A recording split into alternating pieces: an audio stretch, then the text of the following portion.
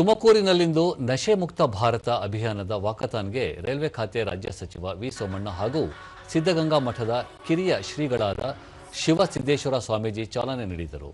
ಇದೇ ವೇಳೆ ನಶೆ ಮುಕ್ತ ಕ್ಯಾಂಪಸ್ ಹಾಗೂ ಅಂಗಾಂಗ ದಾನ ಅಭಿಯಾನಕ್ಕೂ ಚಾಲನೆ ನೀಡಲಾಯಿತು. ನಂತರ ಪ್ರತಿಜ್ಞಾವಿಧಿ ಸ್ವೀಕರಿಸಲಾಯಿತು. ಶಾಸಕ ಜ್ಯೋತಿ ಗಣೇಶ್, ಶಾಸಕ ಡಾಕ್ಟರ್ ಎಚ್.ಡಿ. ರಂಗನಾಥ್, ರಾಜೀವ್ ಗಾಂಧಿ ಆರೋಗ್ಯ ವಿಜ್ಞಾನಗಳ ವಿಶ್ವವಿದ್ಯಾಲಯದ ಕುಲಪತಿ ಡಾಕ್ಟರ್ ಭಗವಾನ್ ಬಿಸಿ ಮತ್ತಿತರರು ಉಪಸ್ಥಿತರಿದ್ದರು. ನಶಾ ಮುಕ್ತ ಆದ್ಯತ ಭಾರತ ಪದಾರ್ಥಗಳಿಂದ ದೂರವಿದ್ದು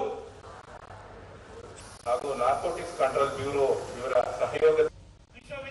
ಸಚಿವ ವಿ ಸೋಮಣ್ಣ ದೇಶದಲ್ಲಿ ಹಲವು ಕಾರ್ಯಕ್ರಮಗಳನ್ನು ಆಯೋಜಿಸುವ ಮೂಲಕ ನಶೆ ಮುಕ್ತ ಮತ್ತು ಸದೃಢ ಭಾರತ ನಿರ್ಮಾಣ ಮಾಡಲು ಶ್ರಮಿಸಬೇಕು.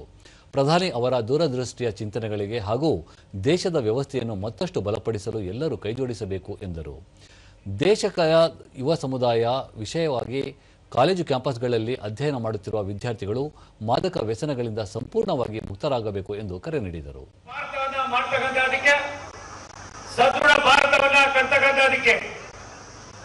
ಈ ದೇಶದ ನಮ್ಮೆಲ್ಲರ ನೆಚ್ಚಿನ ಪ್ರಧಾನಮಂತ್ರಿ ನರೇಂದ್ರ ಮೋದಿ ಅವರ ದೂರದೃಷ್ಟಿಯ ಚಿಂತನೆಗಳಿಗೆ ನಾವೆಲ್ಲರೂ ಕೂಡ ಸಹಕಾರವನ್ನು ಕೊಡಿಸಬೇಕಾದ್ರೆ ದೇಶದ ವ್ಯವಸ್ಥೆಯನ್ನ ಬಲಾಢ್ಯವಾಗಿ ಮಾಡ್ತಕ್ಕಂಥದಕ್ಕೆ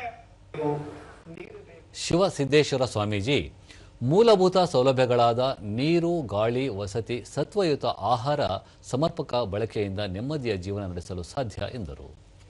ಬದುಕಿದಂತಹ ಪುಣ್ಯದ ಫಲದಿಂದ ನಮ್ಮ ಎಲ್ಲ ಪಾಪಗಳು ನಿವಾರಣೆಯಾಗಿ ಶುದ್ಧಾಂತಕರಣವಾದಂತಹ ಈ ಮನುಷ್ಯ ಜನ್ಮ ಭೂಮಿಯನ್ನ ತಾಳುತ್ತೆ. ಡಾಕ್ಟರ್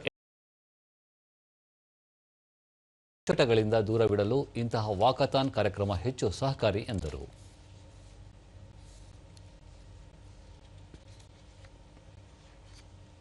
ಜ್ಯೋತಿ ಗಣೇಶ್ ಯುವಜನರು ದೈಹಿಕ ಸ್ವಾಸ್ಥ್ಯದ ಕಡೆಗೆ ಗಮನ ಹರಿಸಿ ಕ್ರೀಡಾ ಚಟುವಟಿಕೆಗಳು, ಯೋಗ ಹಾಗೂ ಪ್ರಾಣಾಯಾಮದಂತಹ ಉತ್ತಮ ಹವ್ಯಾಸಗಳನ್ನು ದೈನಂದಿನ ಜೀವನದಲ್ಲಿ ಅಳವಡಿಸಿಕೊಳ್ಳಬೇಕು ಎಂದು ತಿಳಿಸಿದರು.